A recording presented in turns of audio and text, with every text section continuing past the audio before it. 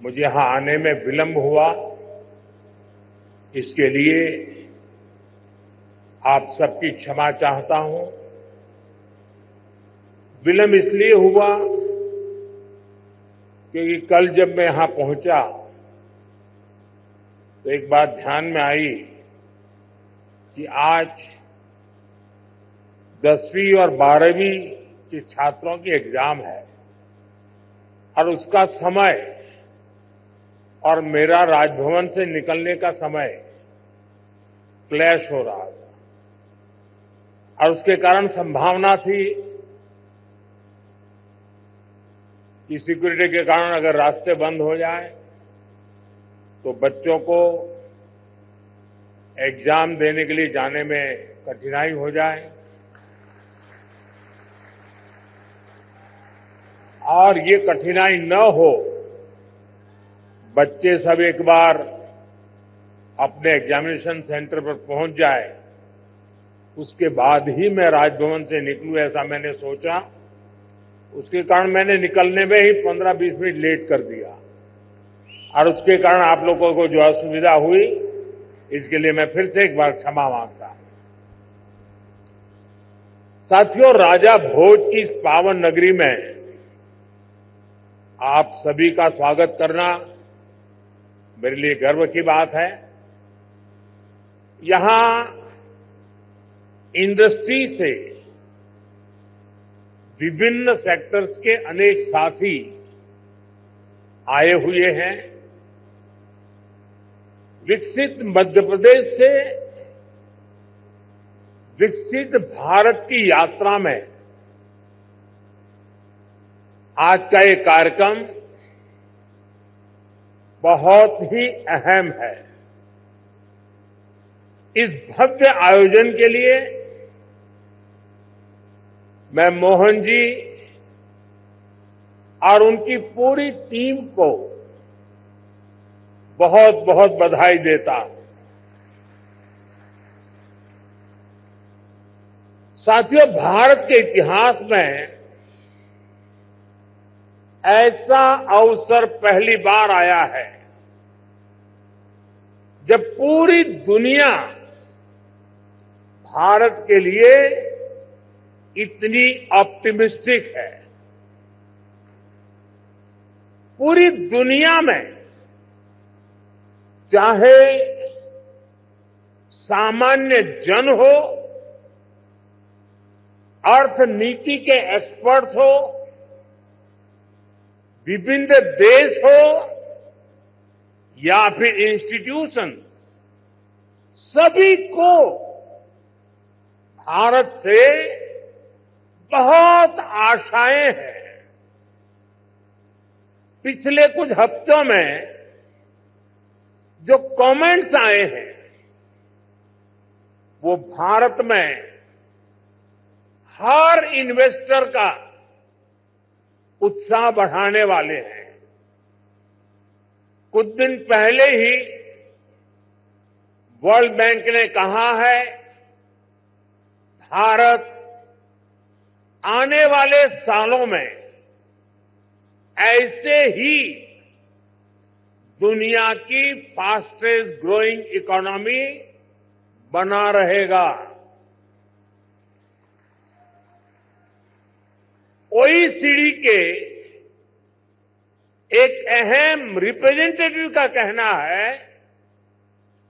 Future of the world is in India. कुछ ही दिन पहले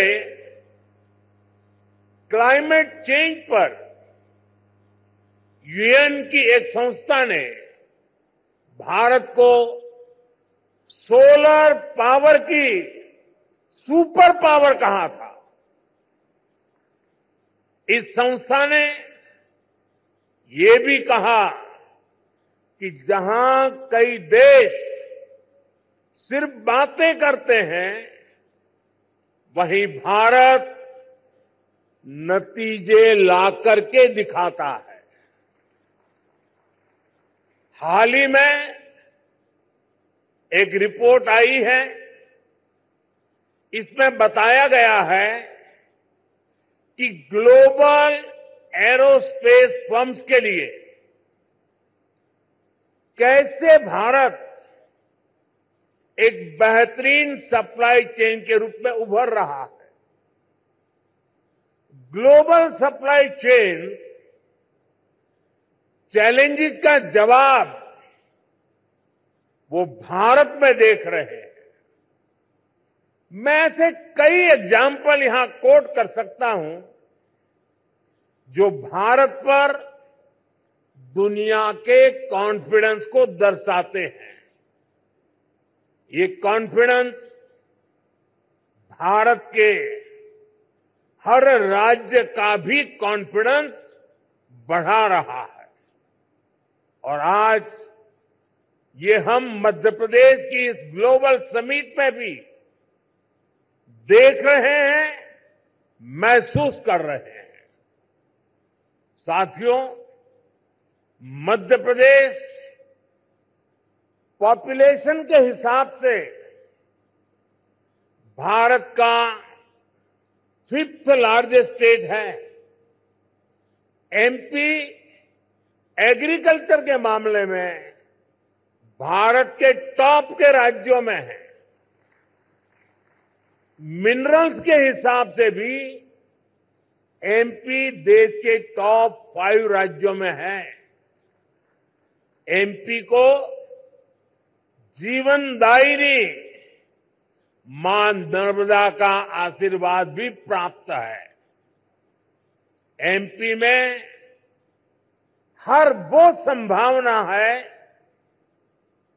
हर वो पोटेंशियल है जो एमपी को जीडीपी के हिसाब से भी देश के टॉप 5 राज्यों में ला सकता है। साथियों, बीते 2 दशकों में मध्य प्रदेश ने ट्रांसफॉर्मेशंस का नया दौर देखा है। एक समय था जब यहां बिजली, पानी की बहुत सारी दिक्कतें थी। लॉ एंड ऑर्डर की स्थिति तो और भी खराब थी। ऐसे हालत में यहां इंडस्ट्री का विकास बहुत मुश्किल था।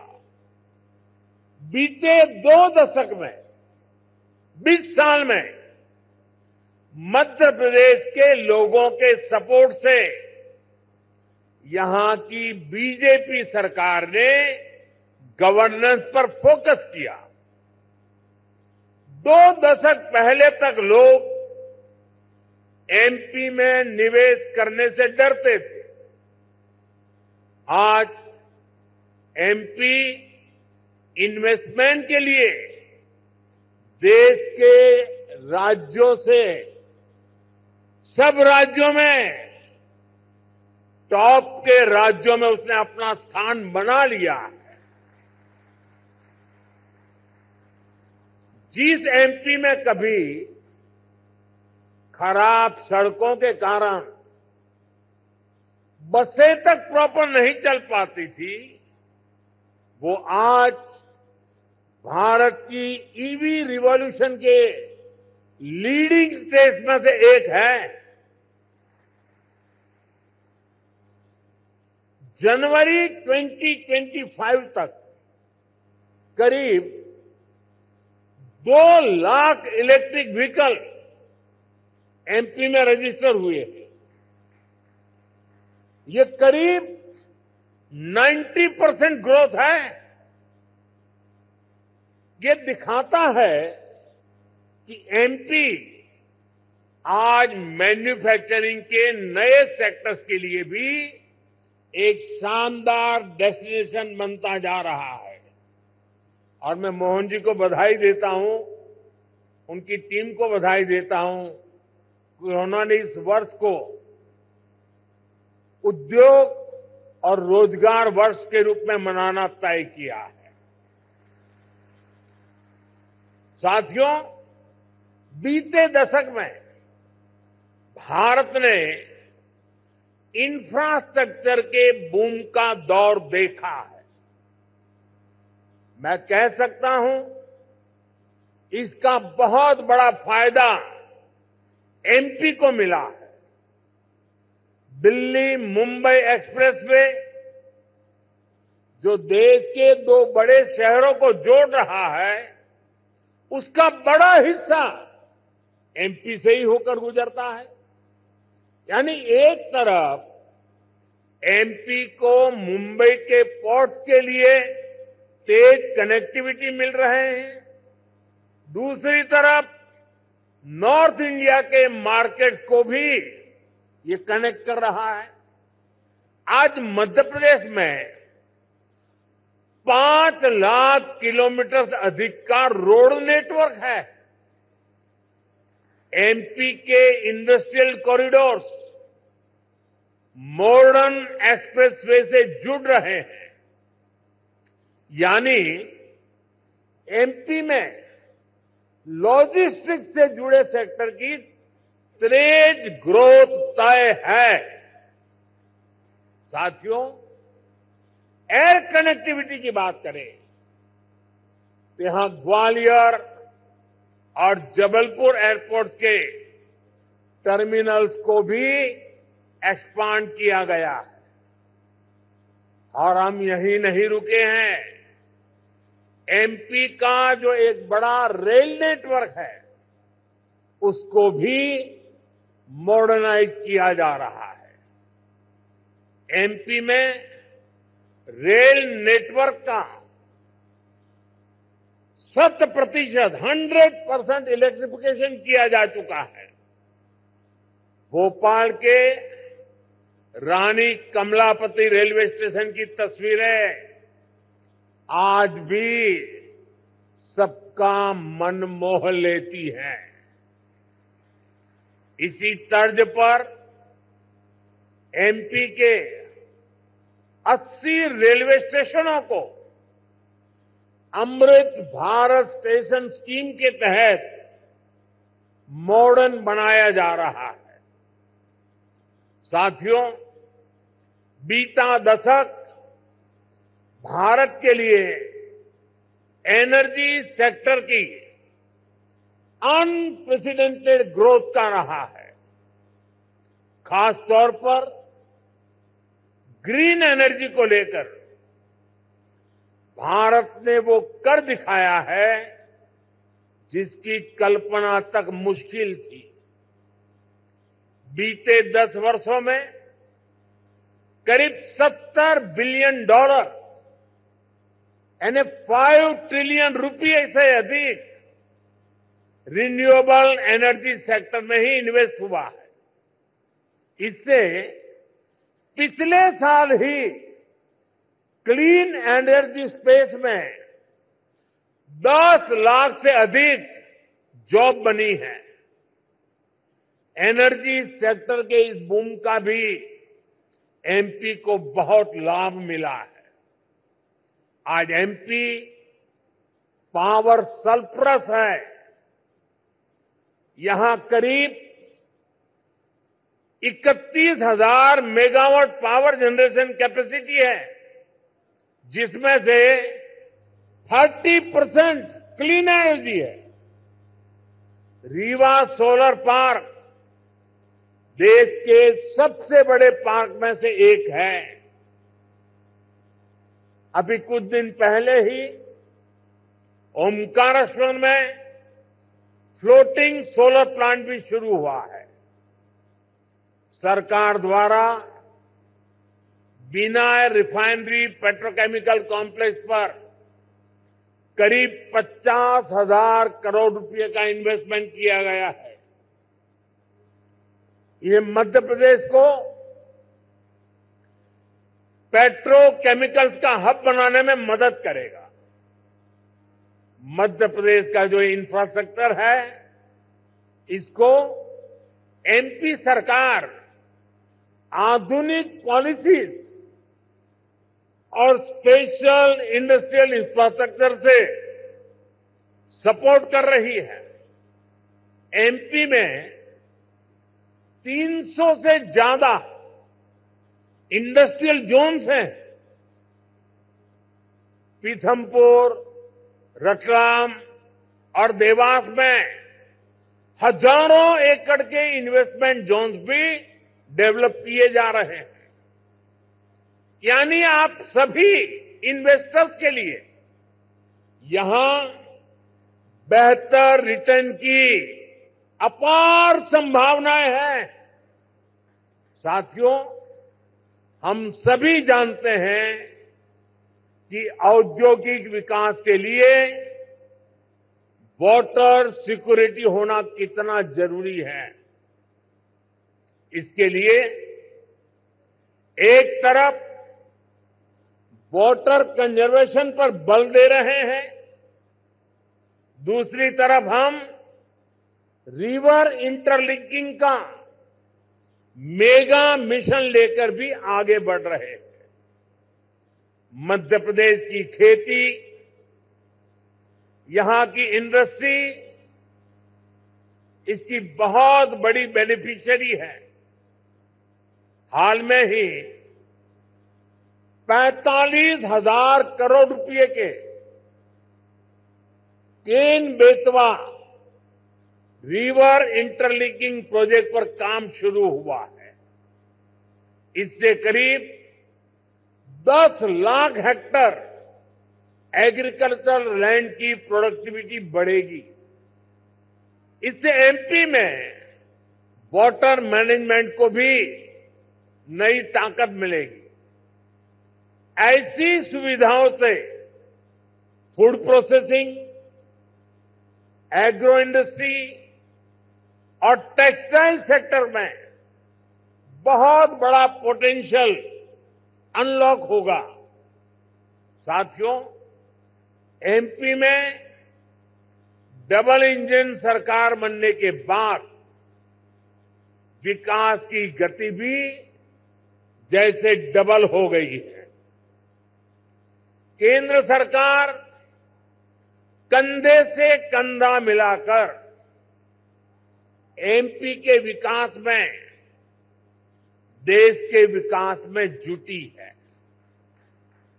चुनाव के समय मैंने कहा था कि अपने तीसरे टर्म में हम 3 गुना तेजी से काम करेंगे। ये स्पीड हम साल 2025 के पहले 50 दिनों में भी देख रहे हैं। इसी महीने हमारा बजट आया है। इस बजट में भारत की ग्रोथ के हर कैटालिस्ट को हमने एनर्जाइज किया है। हमारा मिडिल क्लास सबसे बड़ा टैक्स पेयर भी है। ये सर्विस और मैन्युफैक्चरिंग के लिए डिमांड भी क्रिएट करता है।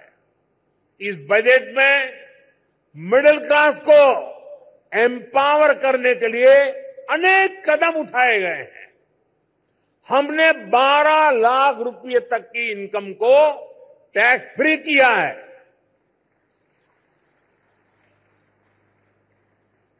टैक्स स्लैब्स को रिस्ट्रक्चर किया है। बजट के बाद आरबीआई ने भी ब्याज दरें घटाई हैं। साथियों, बजट में लोकल सप्लाई चेन के निर्माण पर बल दिया गया है ताकि मैन्युफैक्चरिंग में हम पूरी तरह से आत्मनिर्भर हो सके। एक समय था जब एमएसएमईज के सामर्थ्य को पहले की सरकारों ने सीमित करके रखा था।